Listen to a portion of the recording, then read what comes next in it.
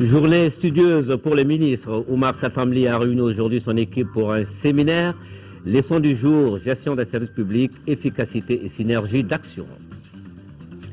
L'eau potable, elle coule désormais à flot pour le quartier de Sirakoro-Faraba en commune 1. Les populations viennent de bénéficier d'une adduction d'eau sommaire. Les infrastructures étaient inaugurées ce matin par le secrétaire général du département de l'énergie et de l'hydraulique. La pastèque, elle court en cette période hivernale. Les rues de Bamako, pulpeuses et juteuses, elle reste très prisée par les consommateurs. Comment se comporte le marché de pastèque à Bamako? Réponse dans notre page magazine. Voilà pour les titres de cette édition. Mesdames et messieurs, bonsoir, bienvenue.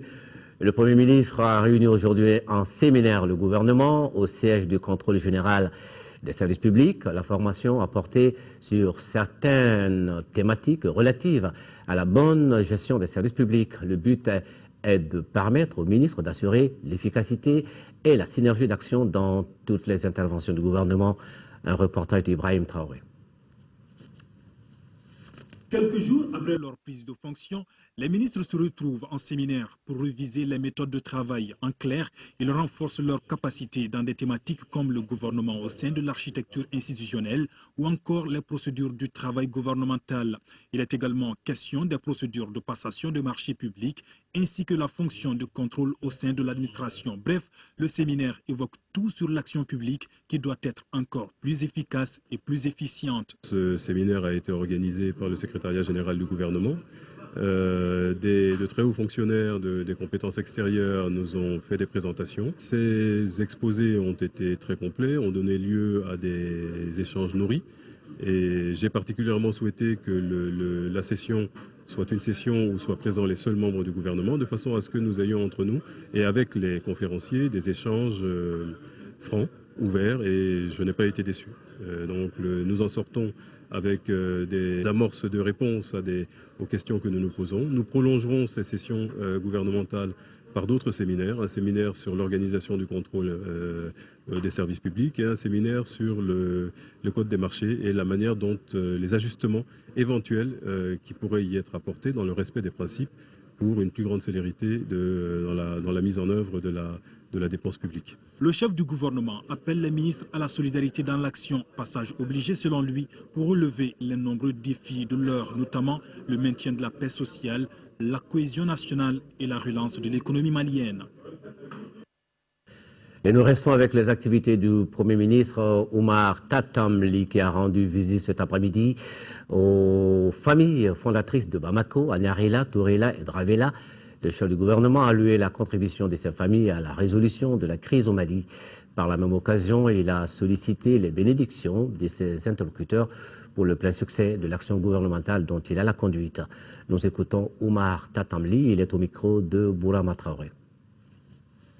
C'est une manière de sacrifier à une longue tradition, qui est que quand on vous investit d'une responsabilité, il est bien séant de retourner vers les vieilles personnes, vers les personnes qui exercent ces mêmes responsabilités depuis fort longtemps et qui ont afin de venir prendre auprès d'elles les conseils qui sont nécessaires pour l'exercice de cette mission, afin de recueillir leur bénédiction. La charge est lourde, elle ne peut être supportée qu'à la condition que ces familles traditionnelles nous accompagnent de leur bénédiction, de leurs conseils, et c'est ce que je suis venu chercher. J'ai rencontré la famille Niaré, la famille Touré, la famille Dravé. J'en repars avec des conseils, avec leurs préoccupations qu'elles m'ont exprimées et avec leurs bénédictions.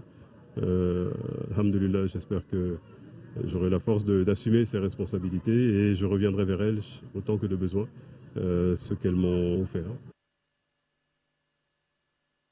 L'Ordre des médecins du Mali a organisé aujourd'hui un symposium national qui portait sur certaines affections non transmissibles. Le cancer de l'estomac, la crise drépanocytaire et la maladie mentale sont les principaux sujets au cœur de ce symposium. Alucene Touré. Ce symposium se fixe l'ambition de renforcer les capacités des médecins du Mali afin de leur permettre de mieux faire face aux défis qui sont les leurs.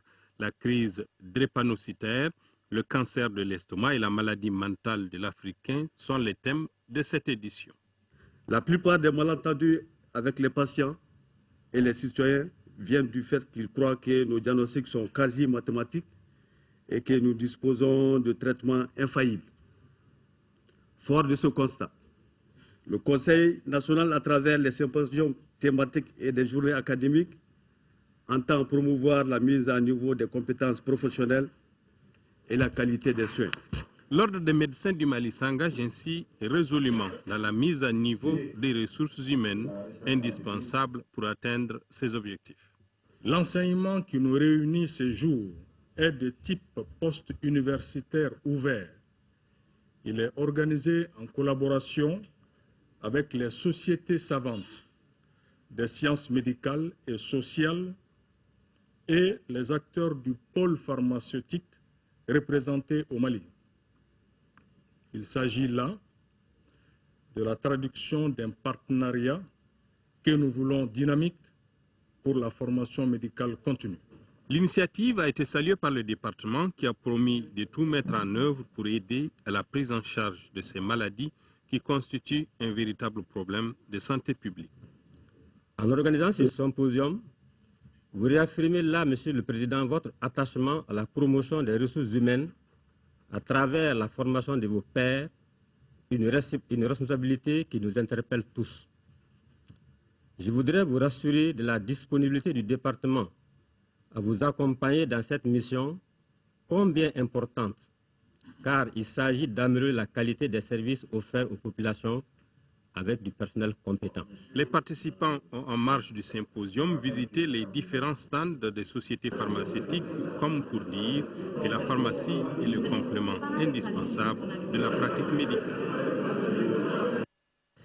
Fini les corvées d'eau à Sirakoro Farada en commune 1 de Bamako. Les quelques 38 000 habitants de cette localité au flanc de la colline ont désormais de l'eau potable à flot ce matin. Le secrétaire général du département de l'énergie et de l'hydraulique inaugurait le réseau d'adduction d'eau sommaire installé là-bas par le partenaire Fondation Veolia France. Coût de l'opération, 63 millions de francs CFA. C'est un reportage d'Abdrahman Maïga. D'un coût de réalisation de 63 millions de francs CFA, le joyau est composé d'un château d'une capacité de 20 mètres cubes d'eau et de 6 bornes fontaines. Cette œuvre est le fruit de la coopération entre la Fondation Veolia Environnement de la France et le ministère de l'énergie et de l'hydraulique. Elle est la réponse d'une requête exprimée par les habitants de la commune 1 du district de Bamako. Ce coup de ciseaux met fin aux nombreuses difficultés auxquelles les 37 900 habitants de Sikoro étaient confrontés.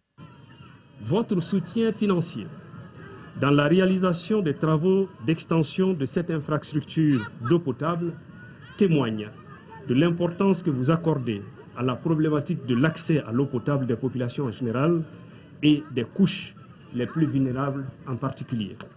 Nous osons espérer que ce soutien va se poursuivre et se développer.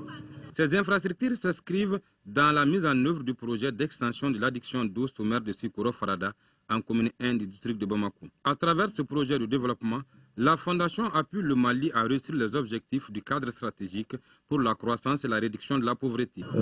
L'idée pour la Fondation, c'est évidemment de vous apporter nos compétences, mais de travailler la main dans la main avec vos services pour le bénéfice des populations. Les actions de cette fondation s'articulent autour de l'amélioration de l'accès des populations à l'eau potable et à l'assainissement. Outre cette adduction d'eau, la Fondation Veolia intervient depuis 2004 auprès du Mali pour la réalisation de nombreux projets de développement, parmi lesquels le projet d'appui au développement du cercle de Yélémané en première région ou encore le projet d'appui au développement local de Tombouctou.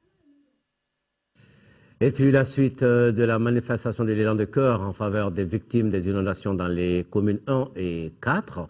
Le geste d'aujourd'hui est de l'ONG internationale Islamic Youth League qui leur a remis cet après-midi 13,5 millions de francs CFA. Mamourou Sidibé.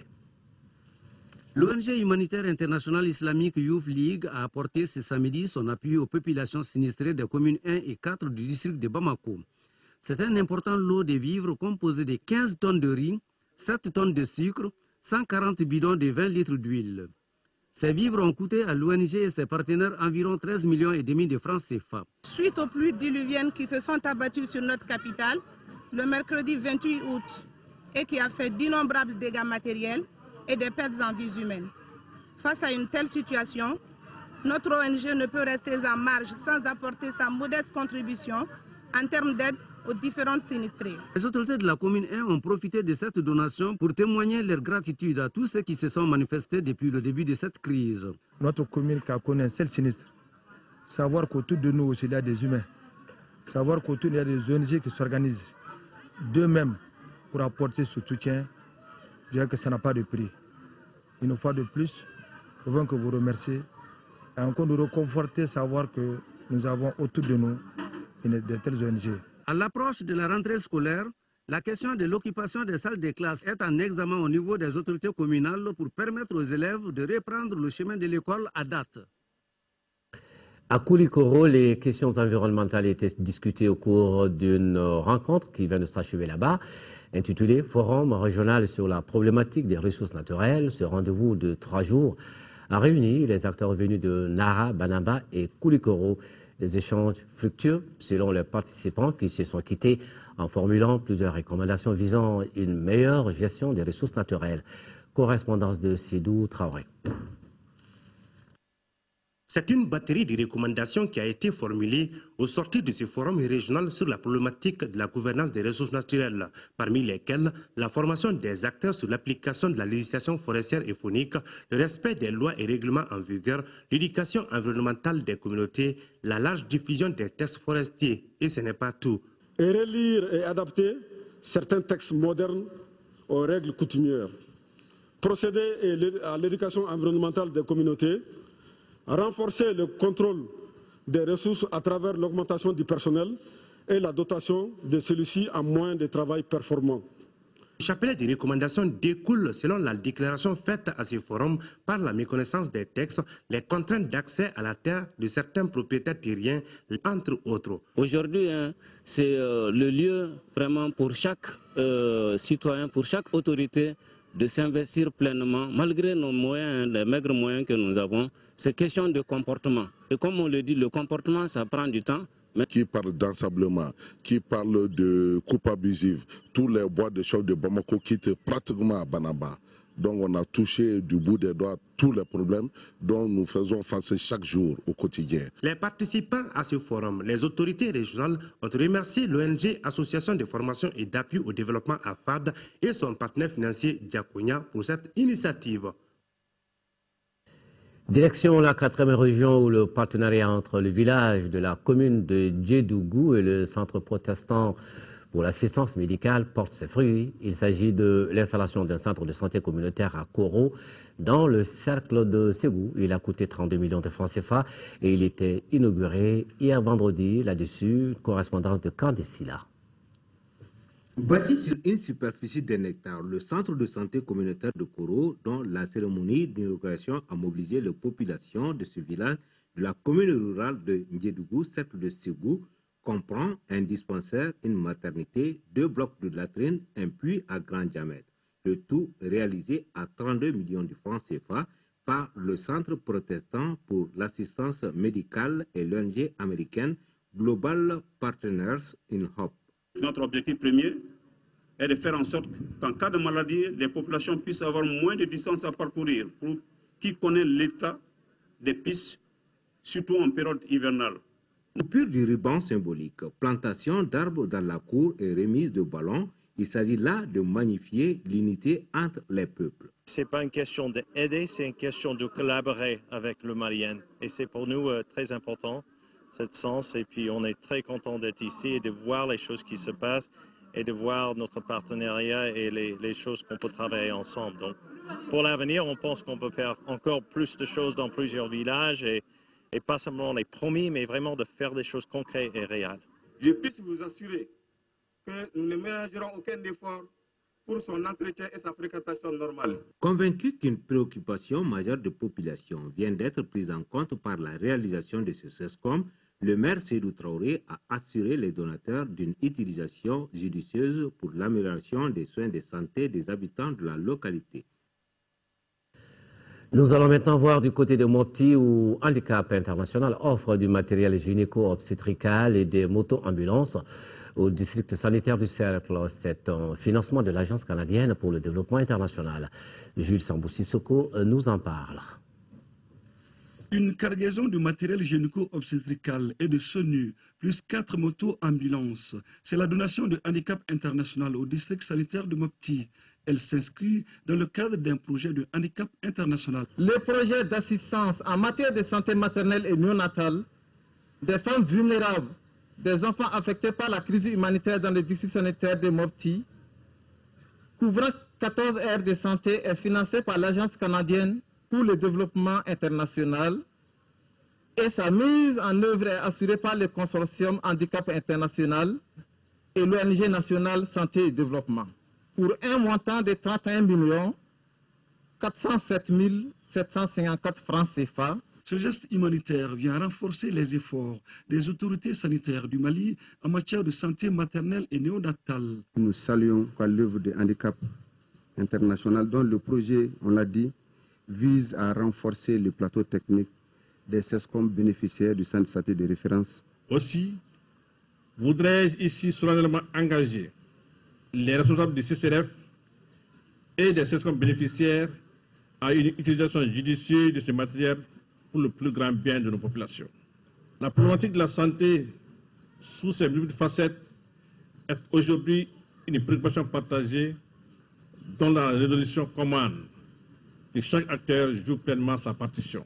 La remise symbolique aux bénéficiaires a mis fin à cette cérémonie noble et salvatrice. Et c'est parti à Tombouctou pour les concertations entre les élus, la société civile et les leaders religieux. Ils veulent mettre en place une stratégie de retour progressif de la cohésion sociale et du vivre ensemble dans la région. Adama Djimde. Après l'action barbare des narcotrafiquants, place au dialogue et à la réconciliation. La commune de Alafia dans le cercle de Tombouctou se situe dans cette dynamique. C'est pourquoi elle a initié cette rencontre intercommunautaire qui regroupe Sonraï, Peul, Tamashek, Mor et Arabe autour de la culture de la paix et de la non-violence. Cette action est soutenue par l'Association malienne pour la survie au Sahel, AMSS, et son partenaire est de l'Église norvégienne à travers un volet.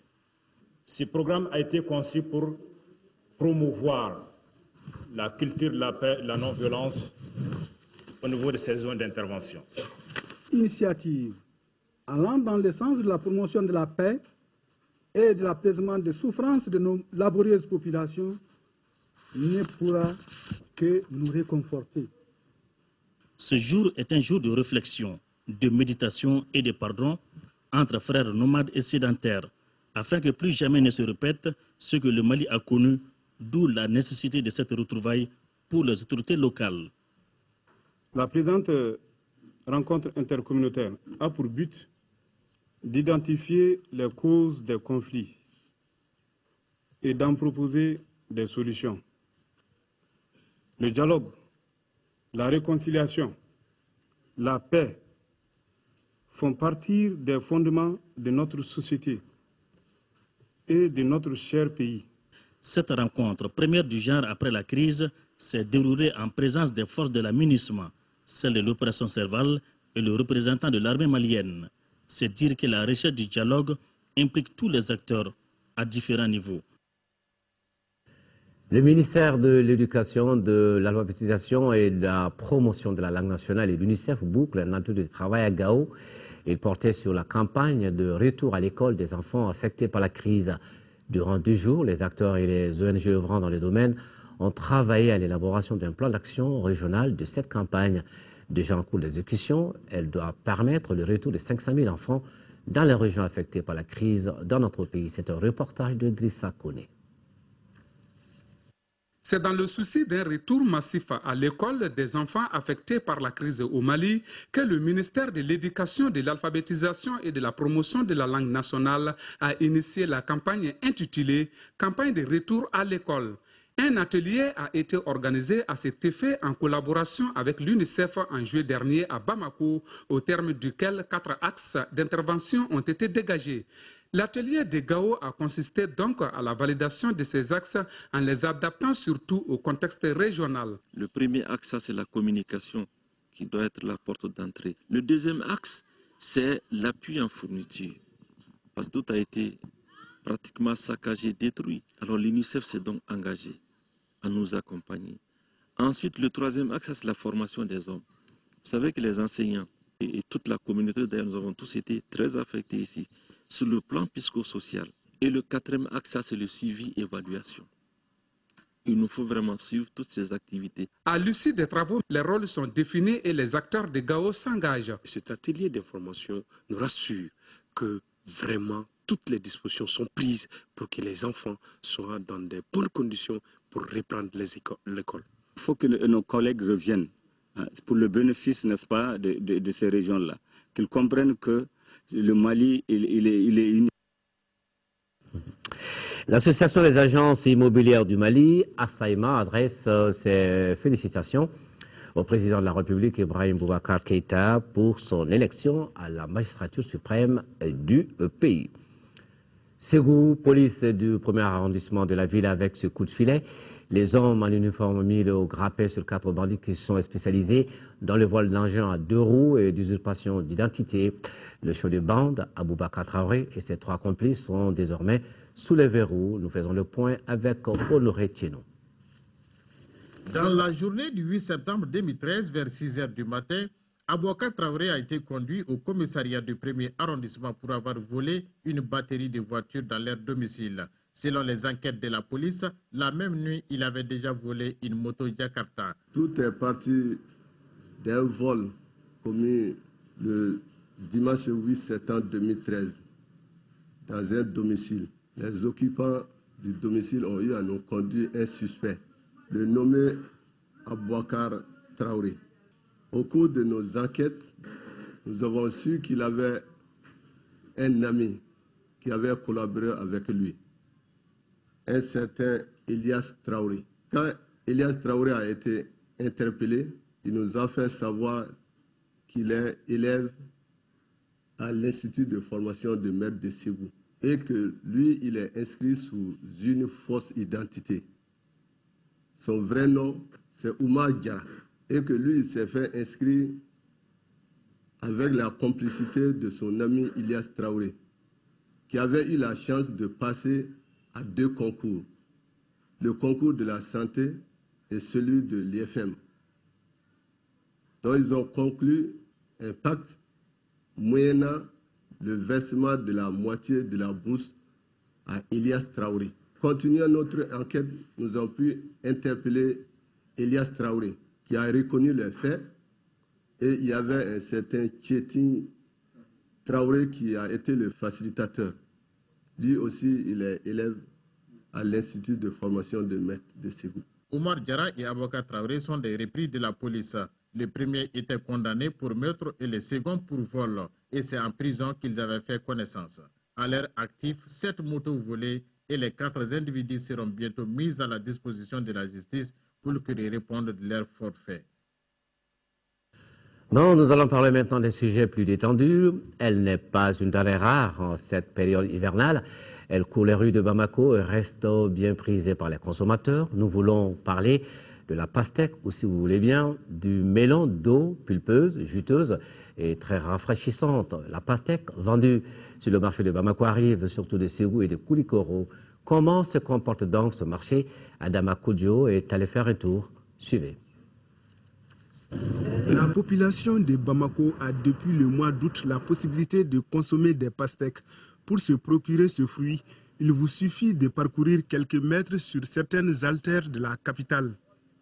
Je vais au marché de Bolé de Bamako pour me ravitailler. Là-bas, je peux acheter 100 à 200 pastèques pour les revendre. Pour moi, le marché, ça va. Le marché, vraiment, c'est un peu lent. Il s'adresse, mais il dit que c'est très cher. Quand les clients achètent aussi, ils peuvent venir dire que vraiment, mon client, mon pastèque, ça n'a pas été mon soir. Vraiment, ça n'a pas été doux. Bon, nous, on ne vérifie pas là-bas pour acheter. Bon, quand les clientèles payent, ils viennent dire que vraiment les pastèques ne sont pas bonnes. Il y a certaines pastèques qui pourrissent des jours à lendemain. Malgré la faible quantité de pastèques sur le marché, certains revendeurs ont trouvé une solution alternative en morcelant le fruit afin de le rendre accessible à toutes les bourses. Nous, on fait ça pour que les enfants trouvent aussi leur part à manger. Avec 25 francs, ils peuvent acheter les pastèques. Les prix des pastèques varient entre 1000 et 1500 selon le poids et la taille du fruit. À cette période, bon, parce que la traite n'est pas encore arrivée. Parce que cette pastèque, ils ont cultivé ça au début de l'hivernage. Alors que en mi-hivernage, on a vraiment les pastèques. Au marché de Bolé, où beaucoup de revendeurs se ravitaillent, le grossiste Bakari Doumbia ne cache pas sa satisfaction car les affaires vont bien. Ces pastèques viennent de Kolokani et Nyana. J'achète des charges de véhicules avec les transporteurs. Elles peuvent me coûter souvent de 1 à 2 millions de francs CFA.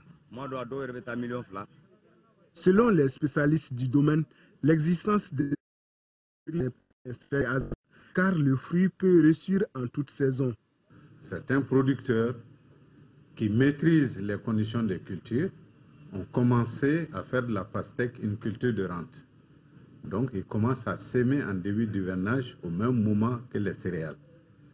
Et ensuite, ils font de la protection phytosanitaire, ils traitent contre les insectes, ce qui permet à la pastèque de produire. Et comme en saison, le cycle ne fait que 65 jours environ. Donc, quand vous semez en juin, en août déjà, vous avez les premières pastèques. Donc, ceci explique que vous voyez souvent de la... Quelles sont aussi ces premières pastèques qui vont avoir un prix rémunérateur au niveau du marché. La différence de goût entre les pastèques est liée à un certain nombre de facteurs. Lié à la qualité de la semence qu'on trouve sur le marché, d'origine qui sont vendues dans des boîtes par des sociétés semencières qui sont surtout des hybrides. Et la qualité des hybrides, c'est que les hybrides sont uniformes au point de vue forme et au point de vue goût. Donc quand vous achetez ce type de semences et que vous le semez, vous récoltez des pastèques qui ont la même forme et le même goût.